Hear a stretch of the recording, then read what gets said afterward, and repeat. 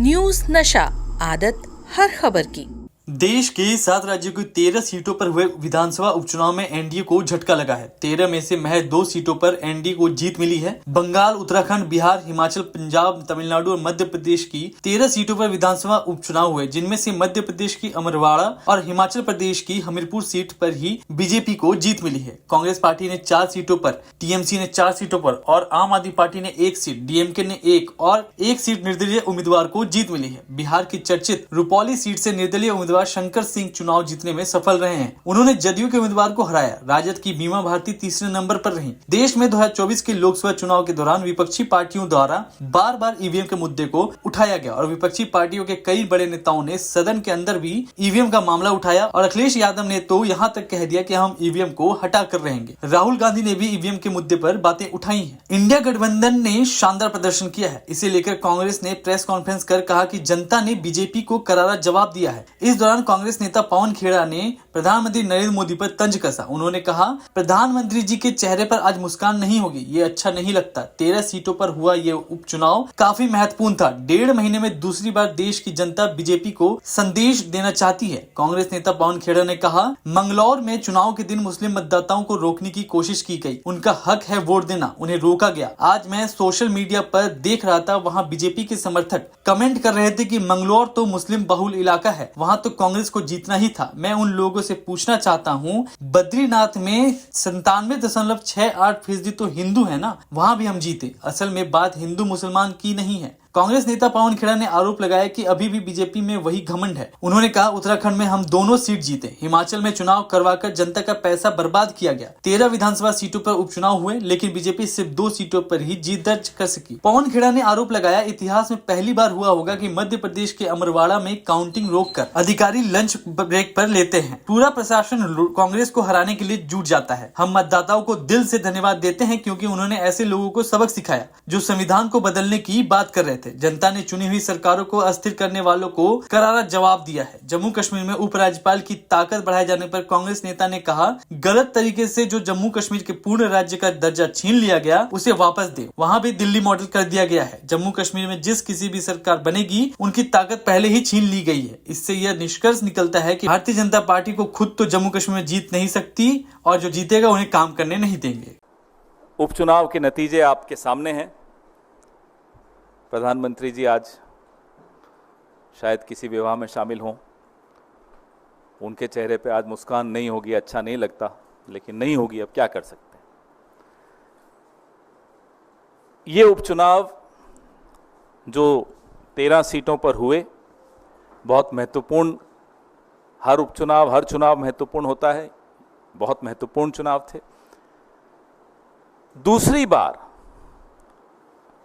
1.5 महीने में, 1 महीने में समझ लीजिए, दूसरी बार भारतीय जनता पार्टी को देश की जनता मजबूती से कुछ संदेश देना चाहती है। लोकसभा चुनाव में संदेश बहुत स्पष्ट था, हुजूर इस कदर भी न इतरा के चलिए। अब 1 महीना हो गया, लोगों ने देखा रवैया में कोई फर्क नहीं है, अभी भी वही ऐंठ, वही घमंड, वही अहंकार। फिर से एक संदेश दिया। उत्तराखंड में हम दोनों सीटें जीत गए, बद्रीनाथ की भी और मंगलौर की भी। हिमाचल में एक थोपा हुआ चुनाव, निर्दलीय 3 विधायकों से इस्तीफा लिया गया, उनसे इस्तीफा करवाया गया, हमारी सरकार को अस्थिर करने का प्रयास किया गया और जनता का पैसा एक थोपे हुए चुनाव पर बर्बाद करवाया गया। आप लोग उसको ऑपरेशन लोटस कहते हो, मैं उसको ऑपरेशन कीचड़ कहता हूं। ऑपरेशन वोटर्स सबसे बड़ा होता है, सबसे मजबूत जवाब देता है। हिमाचल में देहरा विधानसभा क्षेत्र में, नालागढ़ में हमें जीत हासिल हुई। हमीरपुर हम हारे हैं, लेकिन ये तीनों सीटें ऐसी हैं जिसमें असेंबली इलेक्शन में, विधानसभा चुनाव में इंडिपेंडेंट्स जीते थे, कांग्रेस नहीं जीती थी। इस बार कांग्रेस ने 3 में से 2 जीत ली हैं। और अगर आप कुल मिलाकर 13 की 13 सीटों का आकलन करेंगे तो भारतीय जनता पार्टी को सिर्फ 2 मिली। अमरवाड़ा पे मैं आता हूं, जो मध्य प्रदेश का विधानसभा क्षेत्र है, जहां इतिहास में शायद पहली बार हुआ होगा कि काउंटिंग करते हुए अधिकारी लंच की ब्रेक लेते हैं काउंटिंग रोक के। पूरा अमला, पूरा प्रशासन जुट जाता है कांग्रेस को हराने के लिए। जो व्यक्ति पिछला विधानसभा 25,000 से जीता, भाजपा में जाकर अब बड़ी मुश्किल से जीत पाया है, जनता देख रही है।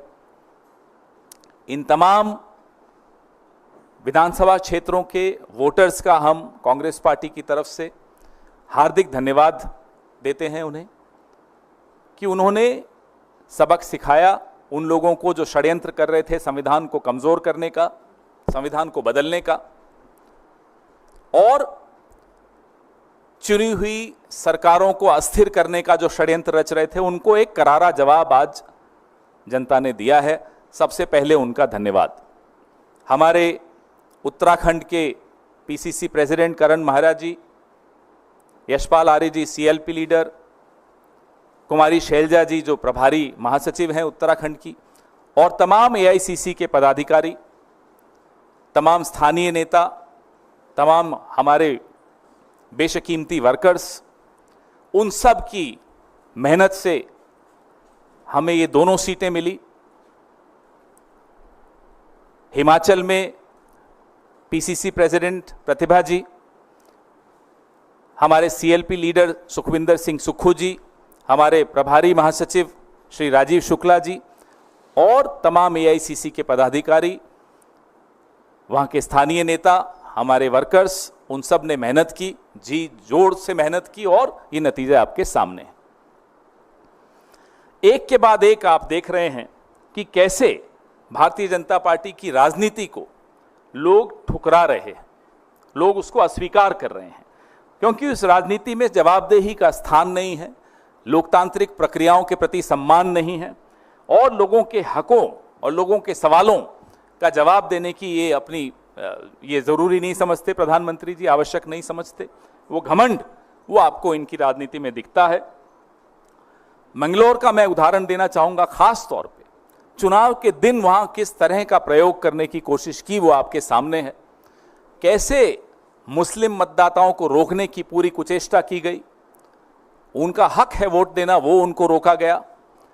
आज मैं सोशल मीडिया पे देख रहा था, कई टिप्पणियां भारतीय जनता पार्टी के समर्थक कर रहे थे, अरे मंगलौर तो मुस्लिम बाहुल इलाका है, कांग्रेस को जीतना ही था। तो मैं उनसे पूछना चाहता हूं, बद्रीनाथ 97.68% हिंदू है ना। बात हिंदू मुसलमान की नहीं है, बात है किस तरह की राजनीति आप इस देश पर थोपना चाहते हैं। वो ये देश स्वीकार नहीं करेगा। अयोध्या में जो हुआ आपने देखा, नासिक, रामेश्वरम, रामटेक, बद्रीनाथ, ऐसे तमाम ऐसे कई और मैं उदाहरण दे सकता हूं जहां इन्होंने एक तरह से ऐसी राजनीति करने की कोशिश की जिसमें लोगों की रोजमर्रा की जिंदगी से जुड़ी हुई कोई बात का स्थान नहीं था। उन मुद्दों को वो सामने नहीं आने देना चाहते थे, सिर्फ और सिर्फ लोगों को लड़ाकर, विवाद पैदा करके राजनीति करना चाहते थे। उसका आज एक बहुत करारा जवाब लोगों ने दिया है। हमारे मल्लिकार्जुन खड़गे साहब और नेता प्रतिपक्ष राहुल गांधी जी लगातार हम सबको कहते आए हैं कि आराम नहीं करना है, अभी तो शुरुआत है। आने वाले जितने भी 4 असेंबली इलेक्शंस आ रहे हैं, राज्यों के विधानसभा के चुनाव आ रहे हैं, हम पूरे वर्कर्स, हमारे तमाम ऑफिस बेरर्स पूरी मजबूती से काम पर लग गए हैं। एक दिन का भी हम लोग आराम नहीं करेंगे। सितारों से आगे जहां और भी है, अभी इश्क के इम्तिहान और भी हैं, हम उसी विनम्रता से अपने काम पे लग गए हैं और आपको आश्वस्त करते हैं कि जिस विचारधारा को लेकर हमने पिछले कई सालों से संघर्ष किया है, उस विचारधारा को कमजोर नहीं होने देंगे और किसी को कमजोर करने भी नहीं देंगे। आपके सवाल।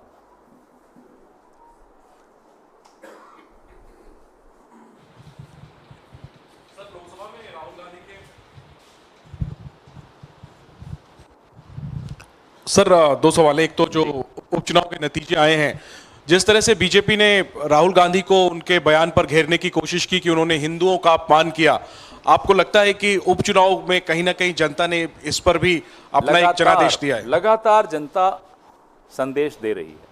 जनता जीतने वाले को भी संदेश देती है, जनता हारने वाले को भी संदेश देती है। अब आपके ऊपर है कि आप वो संदेश स्वीकारते हैं विनम्रता से या नहीं स्वीकारते। हमने 2014 का संदेश भी स्वीकारा, 2019 का भी स्वीकारा, 2024 का भी स्वीकारा, ये उपचुनावों का भी हम संदेश स्वीकार रहे हैं, उससे सीख ले रहे हैं। क्या नरेंद्र मोदी जी कुछ सीख लेंगे? लगातार उनकी राजनीति को अब ठुकराया जा रहा है, नकारा जा रहा है। अब उनके हाथ में, वो लें तो लें, ना ले तो आने वाले चुनाव में और मालूम पड़ जाएगा। नमस्कार। और आप हमसे जुड़े रहने के लिए सब्सक्राइब करें YouTube पर, फॉलो करें Twitter पर और लाइक करें Facebook पर। और ज्यादा जानकारी के लिए आपको